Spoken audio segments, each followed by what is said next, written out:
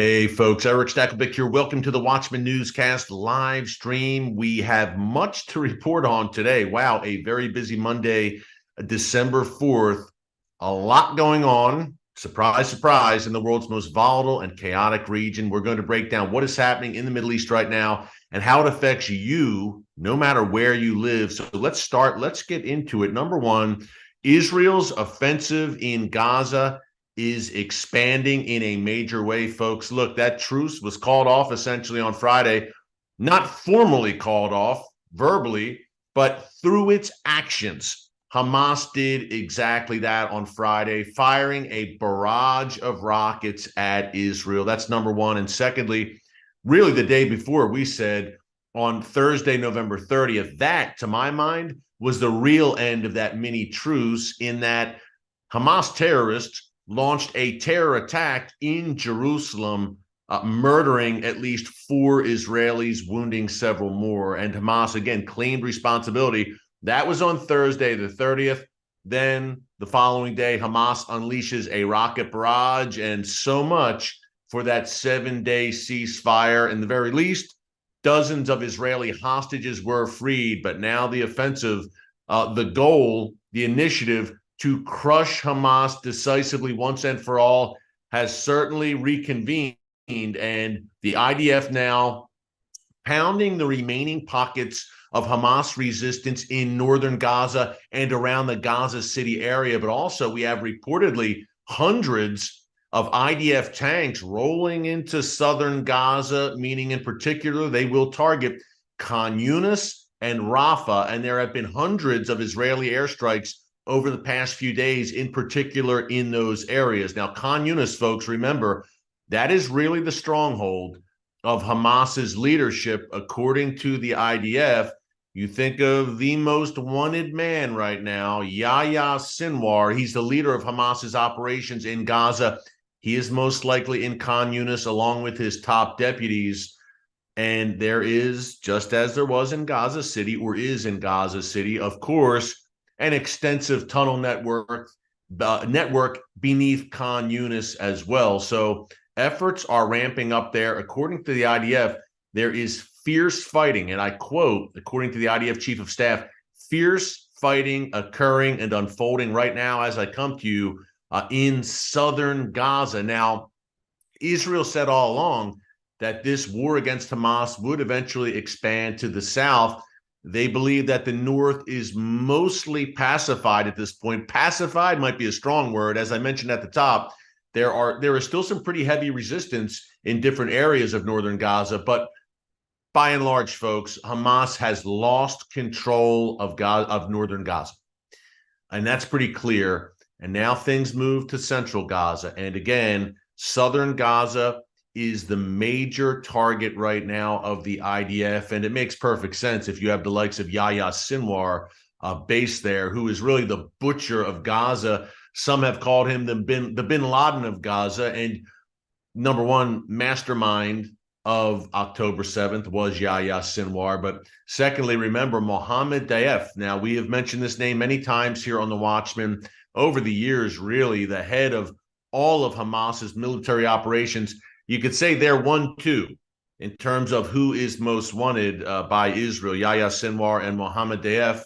And they quite possibly are together, or at least in close proximity to each other, beneath Khan Yunis right now. We will see very soon, because Israeli intelligence reportedly is pulling out all the stops to locate Yahya Sinwar. Now, if he is eliminated, what do you think, folks? I'd like to get your take on it.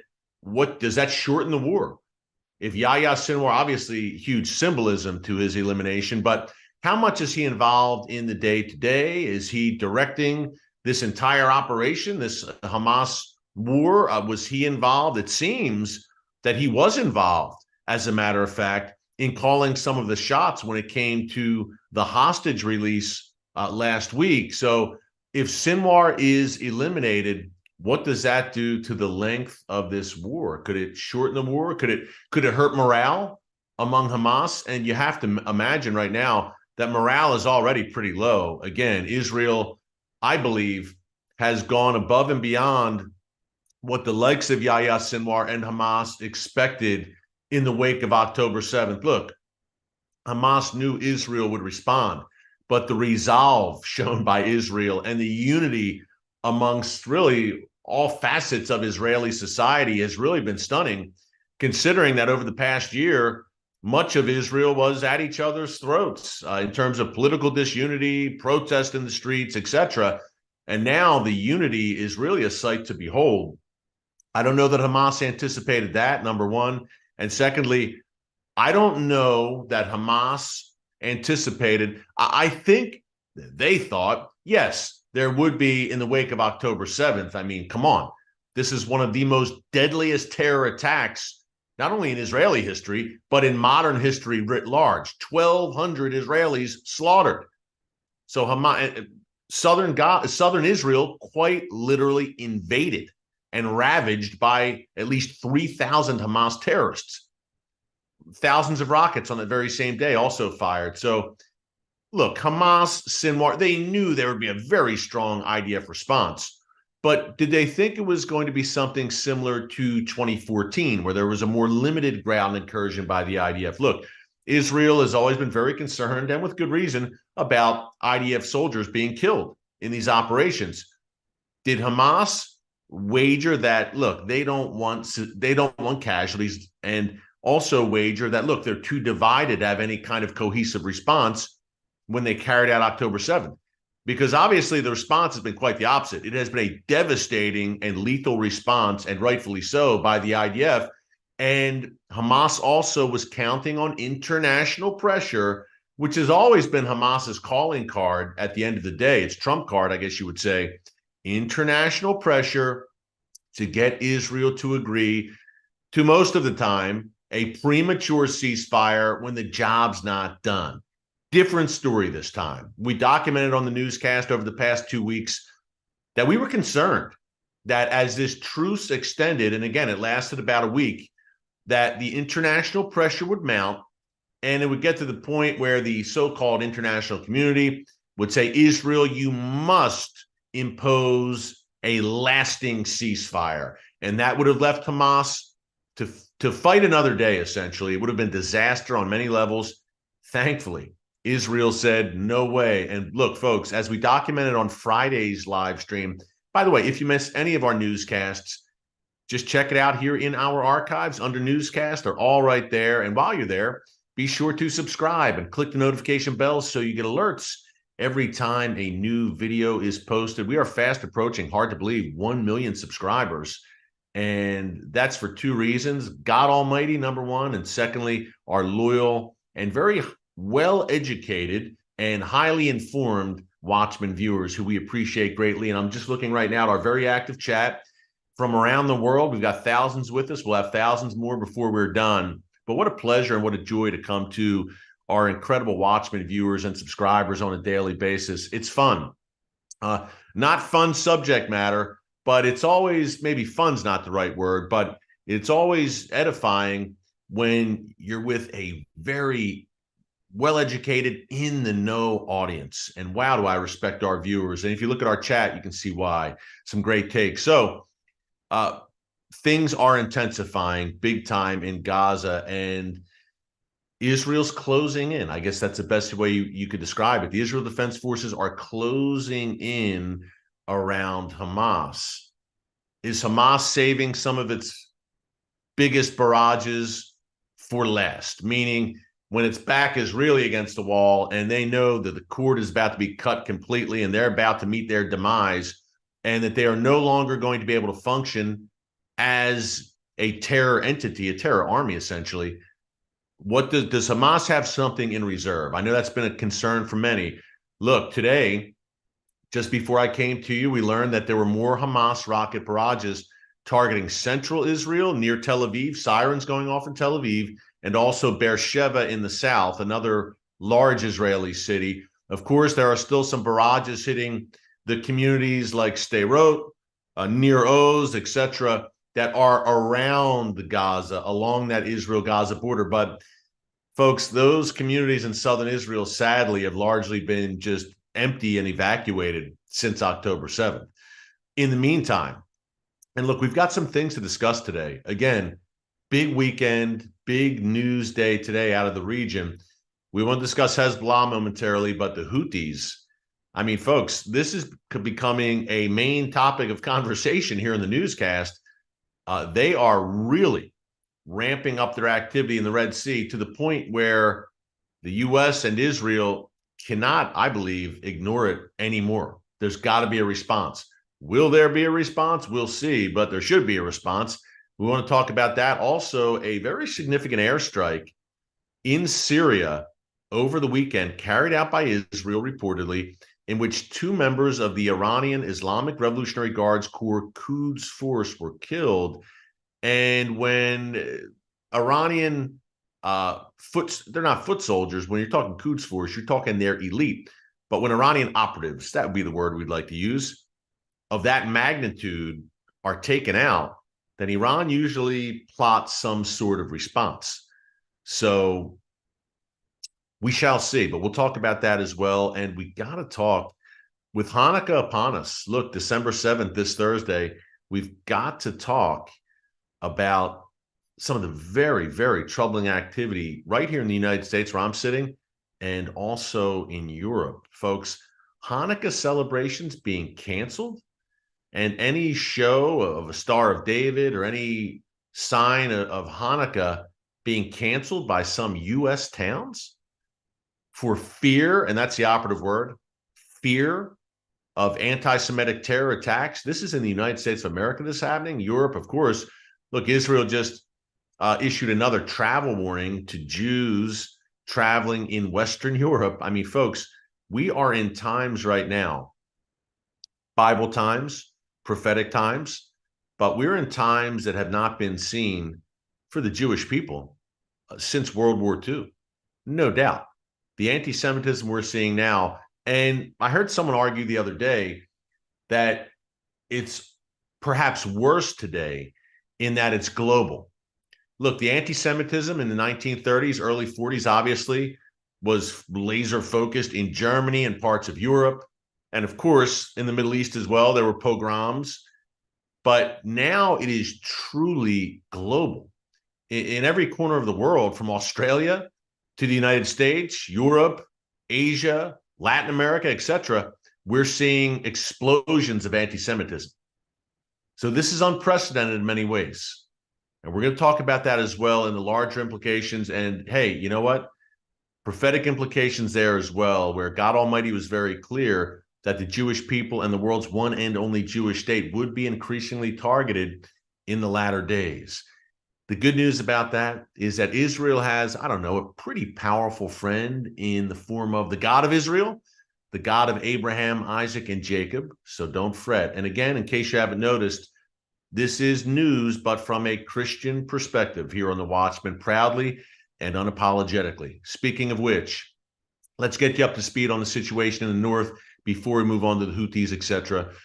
Real quick, you need to know that Hezbollah observed, if you could call it that, the truce and held its fire for about 7 days from the north on that second front on the Lebanon-Israel border. That all changed once the truce was out the window. Over the weekend, we saw once again Hezbollah firing missiles, anti-tank missiles, and mortars at towns, which, again, are largely evacuated in northern Israel as well. Not only at towns, but targeting Israeli soldiers. And at least 3 Israeli soldiers were wounded in a Hezbollah barrage yesterday coming out of the north. Now, Israel, this has been tit for tat ever since October 7th in the north. Israel responded yet again and apparently pounded a pretty significant Hezbollah weapons depot in southern Lebanon, along with some other Hezbollah military and terror infrastructure there. And hey, that's all great. And look, Hezbollah has lost, I'm hearing now reports of over 100 fighters since October 7th. Pretty significant chunk of losses for Hezbollah. But nonetheless, again, this demands a response, a more robust, significant response. These Hezbollah, I can't say incursions because they haven't, thank God, had a ground incursion yet, although clearly that's the concern. And we quoted a report from our friends at the Alma Research and Education Center. They're based in northern Israel. That is their focus. Last week, they said, look, Hezbollah right now is capable of sending a few hundred fighters over the Lebanon border into northern Israel and attempting to duplicate October 7th. That's right now in real time. So we haven't had that incursion, would mean that on the ground, but what we have had are these frequent barrages. And I don't know that Israel can, for much longer, they're not standing by and allowing it. Israel is striking back, as I outlined for you, but there may have to be a more significant response in the short term. Why do I say in the short term? Because in the long term, Israel has made very clear they're going to deal with the threat to the north. Israeli military officials have said over the past few weeks that they are going to change the security situation in southern Lebanon, meaning, in the very least, Israel, when the dust settles, if it settles, in Gaza and Hamas is crushed, Israel is going to turn its attention to the north, as well it should. Now, there's an argument to be made that Israel right now should be turning its attention to the north. But Israel, number one, does not want to fight on two fronts. And secondly, the United States. Relentless pressure from the Biden administration to not go all in southern Lebanon. Israel eventually, folks, is going to have to deal with Hezbollah. It is unsustainable to have a terror army that makes Hamas look like child's play. Hezbollah is magnitudes more powerful than Hamas, and we saw what Hamas did on October 7th. Hezbollah has far greater capabilities than that. Some 150,000, it's got to be more at this point, rockets and missiles pointed at every inch of Israel. The tens of thousands of well-trained foot soldiers, battle-hardened, battle-tested from the wars in Syria. The intent, as outlined by Sheikh Hassan Nasrallah, the Hezbollah leader, to invade Israel in the north.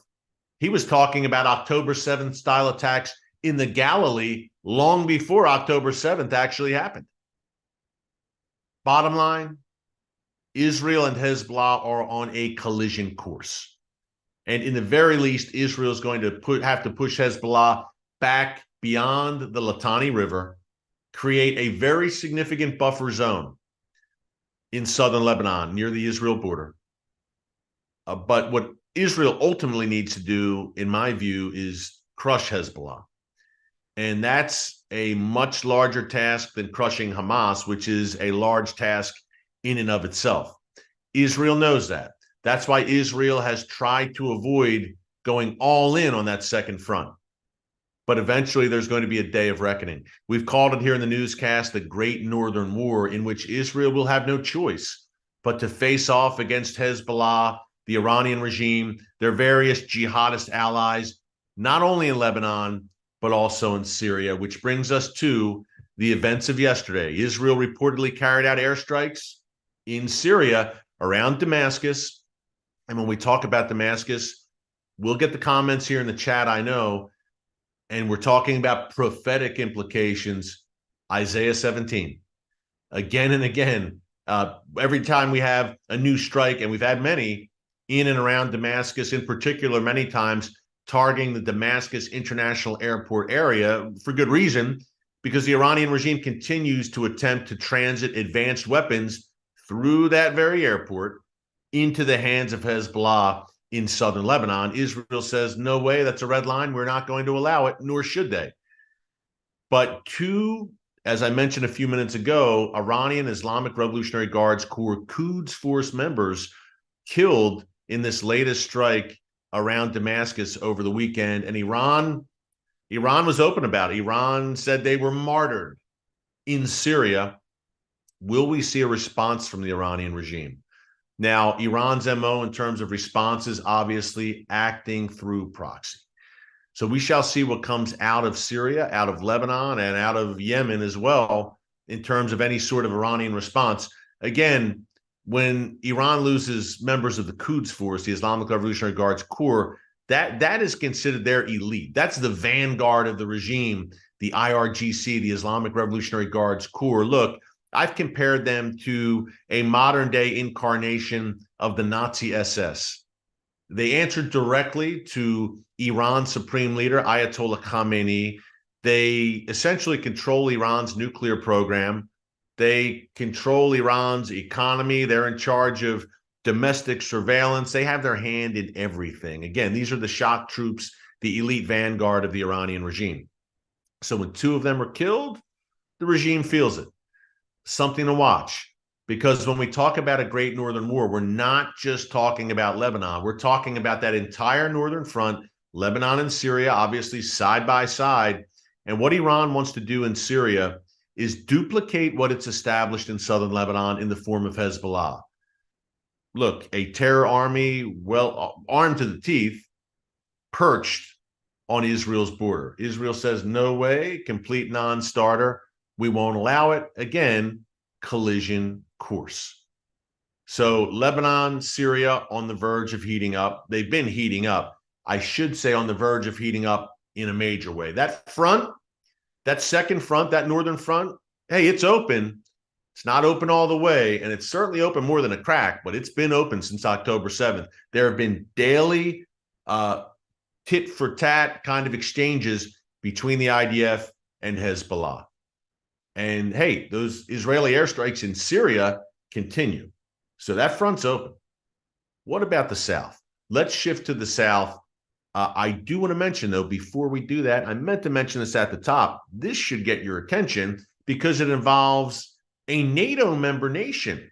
Although under the radical rule of Recep Erdogan, I refer to Turkey as NINO, NATO in name only.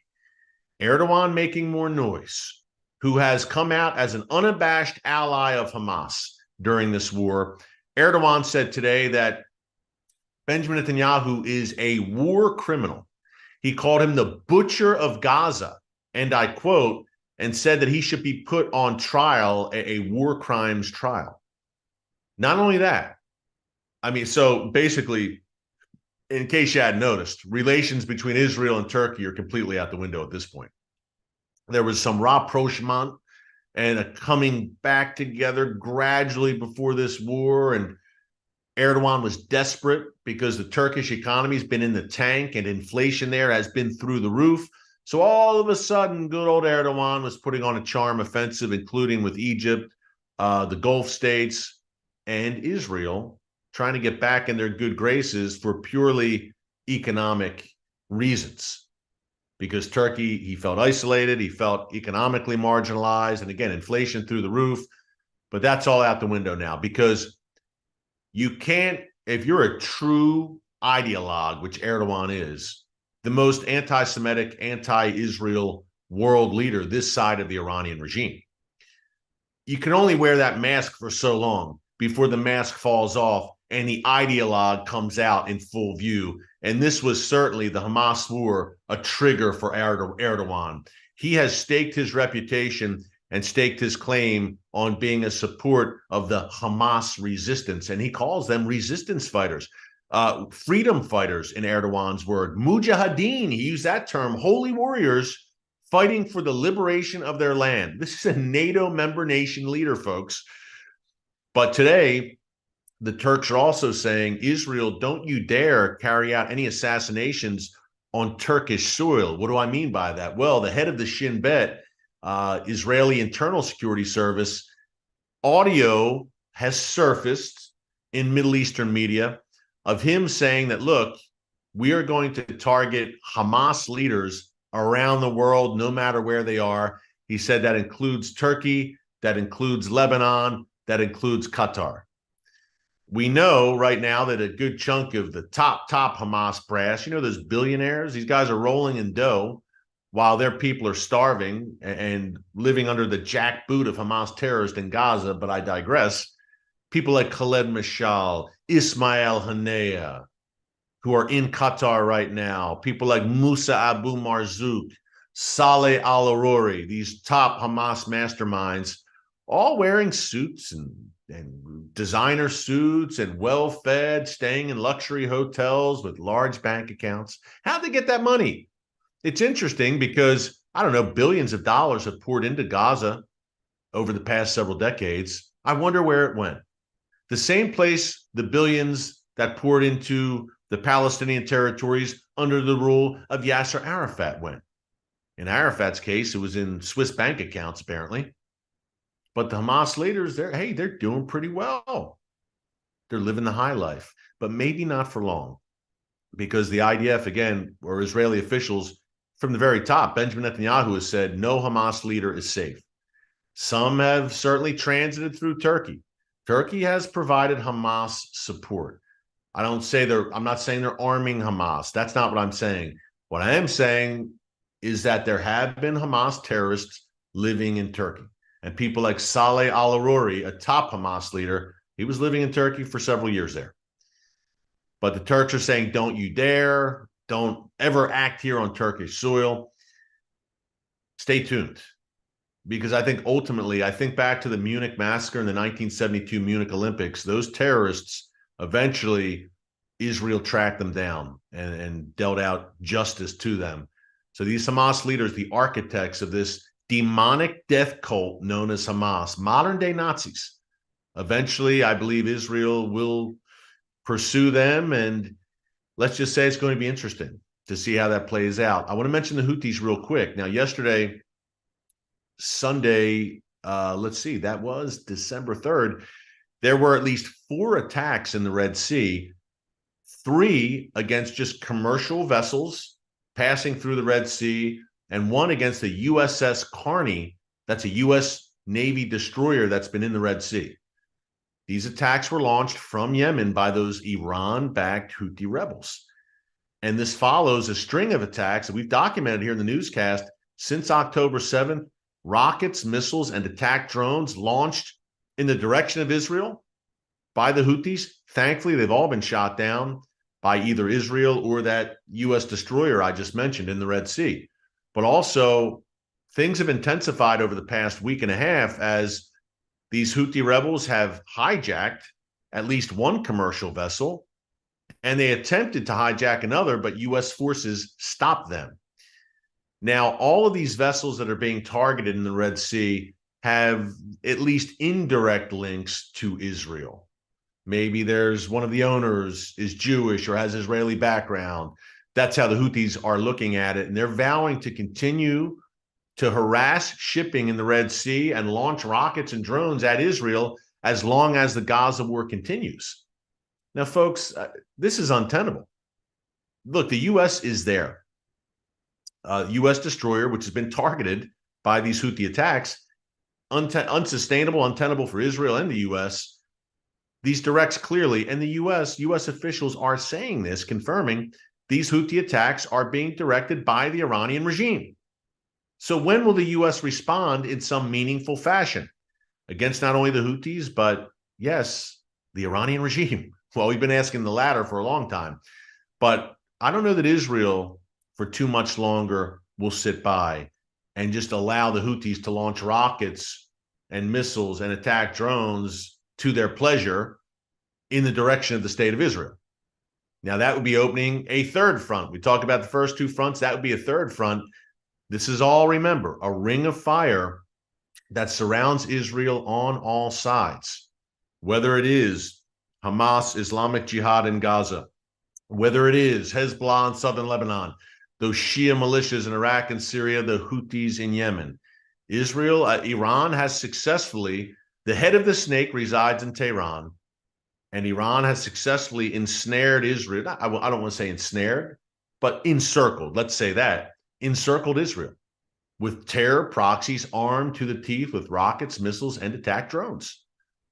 And Israel now is in the process of breaking one ring of that ring of fire. And quick question, I'd love to get your thoughts on this before we move on to some more pressing news from right here in my backyard. If Hamas is truly on the ropes and Israel's about to deal that death blow, is that the point where Iran activates that entire ring of fire, in particular Hezbollah? Has Iran been holding Hezbollah in reserve only to unleash it when the time is right in this war? Is this war going to expand? Or are Iran and Hezbollah willing to watch Hamas and Islamic Jihad, their invaluable proxies in Gaza, be destroyed? Are Hezbollah and Iran willing to step back and allow that to happen? Or Do they see Gaza as too valuable to their goals to let it just go by the wayside and fall under Israeli control or international control, or however a post-war Gaza is going to look? I'd like to get your thoughts on that. Please leave your comments here. I love our very active chat and our great comments here on the channel. Hey, last thing we got to mention, and this is pressing. I mentioned Hanukkah this Thursday, December 7th. By the way, I am hosting, quick programming note, a Hanukkah special on TBN. You can also watch on the TBN app on Thursday, December 7th, airing 8 p.m. Eastern Time. It's a Hanukkah special featuring our good friend Rabbi Jason Sobel, Dennis Prager, Danny the Digger Herman, Zev Orenstein of the City of David, many others, recounting the story of the Maccabees, Judah the Hammer, and the heroic Maccabees, the incredible, miraculous Hanukkah story, and why it's still relevant today. We've got some on-the-ground content from Israel, from Modin, the hometown of the Maccabees. This is going to be a very, very cool special. And as Christians, why should we care about Hanukkah? The Gospel of John says that Jesus observed Hanukkah. He went up to Jerusalem to do exactly that. So check this out. Thursday night, December 7th, 8 p.m. Eastern Time on TBN and the TBN app. But yes, TBN is upon us. But as Hanukkah is also upon us, we have reports of Hanukkah celebrations and symbols, Jewish symbols and Hanukkah symbols being taken down or being canceled in towns across the United States. Now, I don't know how widespread this is. I've seen at least 3 reports, including one in Virginia. But folks, this is alarming. They are caving. They are concerned about the threats from pro-Hamas mobs that we've seen descending on several cities across the United States and Western Europe since October 7th. And they're caving. That's one part of it. The second part to keep an eye on, Denmark. This is a sign of the times in Western Europe. Denmark now, there are armed Danish troops surrounding, protecting Jewish sites in Denmark. And then we have that warning I mentioned by the Israeli government earlier in this live stream that, look, any Israelis traveling to places like Britain, France, Germany must be very careful. Jews have actually been encouraged in Western Europe to not wear Jewish symbols. I would argue that in New York City, it's dangerous right now to wear a yarmulke, a kippot, or other symbols of Jewishness for a Jewish person in New York City. And I'm sad to say that. As a proud American who's worked a bunch in New York City, filmed up there a lot, it's a sad, I think sad's an understatement. It's an alarming time in the United States, no doubt. Which brings me to my hometown, the town of Philadelphia, the city of brotherly love. I'm a Philly boy, as you all know, if you watch this newscast on a regular basis. I love my hometown. It helped make me who I am. But over the weekend, I saw something at a restaurant called Goldie's, a great falafel shop in downtown Philadelphia. Again, an anti-Semitic mob surrounded this falafel shop, which is owned by Michael Solomonov, who's an incredible chef, Israeli and Israeli-American. He owns a lot of great Jewish and Israeli restaurants in Philly. And one of his restaurants was surrounded by these anti-Semitic mob accusing Goldie's, a falafel shop, of genocide just because it sells Jewish-themed food and is owned by an Israeli-American. Now, the White House even came out and condemned this as anti-Semitism. The governor of Pennsylvania did the same. But folks, that's where we're at. This is where we're at. Where now, if you're just a Jewish guy owning a falafel shop, your shop's going to be surrounded and you're going to be menaced and intimidated and harassed. This is where we're at in major American cities right now. It's really happening. We say never again. Throughout the years, the rallying cry has been never again, never again. Well, as some have said, never again is now. So for me as a follower of Jesus, yes, a follower of a Jewish rabbi, and his followers called him rabbi, a Jewish rabbi from the Galilee region of the Jewish state of Israel. That's who I am. I'm a Christian. I'm a follower of Jesus. I take this personal. And I think as the body of Christ, as the church, it's time to speak up and to speak out and to stand up with Israel and the Jewish people for such a time as this. Look, you can tell who your true friends are when the times get tough and the going gets rough. That's where Israel and the Jewish people are right now. So I'm going to continue with my platform to get the truth out and to stand strong and to really utilize this platform that God Almighty has given me, again, for such a time as this. We will not remain silent. That's why we say never hold your peace. Isaiah 62:6. Many have asked, what does never hold your peace mean? Go and read Isaiah 62:6. That's your homework for tonight, and I'll be back with you tomorrow. Until then, thanks so much for joining us. Keep praying. It works. God bless you. And remember, never hold your peace. Hey everyone, thanks for checking out the Watchman Newscast. Make sure you hit the subscribe button so you never miss an upload, and tap the bell icon so you're notified every time a new video is posted. And don't forget to share your thoughts, insights, and comments below.